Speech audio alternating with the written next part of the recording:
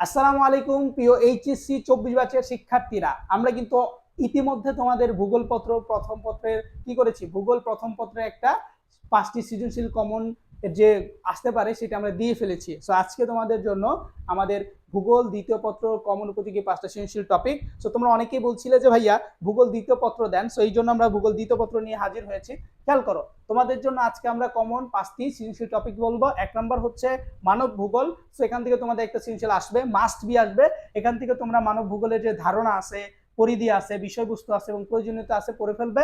দেন তোমাদের জনসংখ্যা আরেকটা সৃজনশীল আসবে এখান থেকে, এটা হচ্ছে অভিগমনের কারণ, জনমিতিক বৈশিষ্ট্য এবং ট্রানজিশনাল যে মডেল আছে পড়ে ফেলবে। দেন ধান এবং গম, ভারত, তারপর হচ্ছে চীন, ভারত, ভিয়েতনাম, বাংলাদেশ, এই তিনটার ধান গম হচ্ছে উৎপাদন ব্যবস্থা সম্পর্কে জানবে।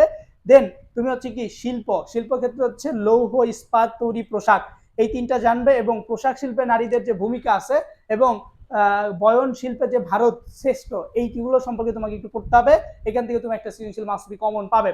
এরপর খেয়াল করো, তোমাকে খনিজ ও শক্তি সম্পদ সম্পর্কে জানতে হবে, বিশেষ করে তেল এবং গ্যাস সম্পর্কে ভালো করে জানতে হবে, কারণ এখান থেকে তোমার একটা সৃজনশীল মাস্ট বি আসবে।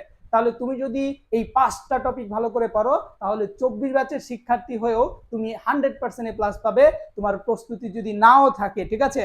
তো মাত্র 5 দিনে যদি প্লাস পেতে চাও তাহলে অবশ্যই 5টা টপিক করে ফেলো, ইনশাআল্লাহ তুমি এ প্লাস পাবে, তোমারই জয় হবে। সো এইরকম ভিডিও যদি আরো পেতে চাও তাহলে অবশ্যই এডুকেশনাল লিডারশিপের সাথেই থাকো এবং কমেন্ট করে জানাও যে পরবর্তীতে তুমি কোন সাবজেক্টের ভিডিও চাচ্ছ। আসসালামু আলাইকুম।